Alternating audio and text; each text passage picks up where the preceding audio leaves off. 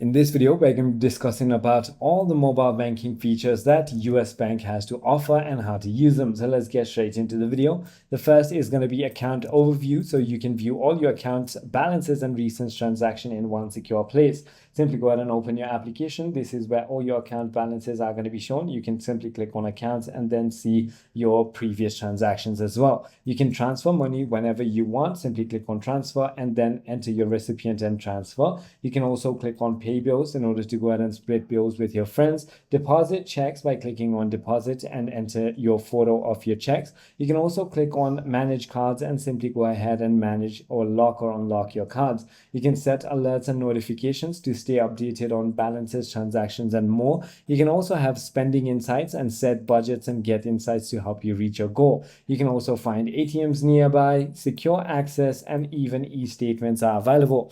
I hope this video clarifies everything for you. If you have further more queries, feel free to comment down below and I'll see you on the next one.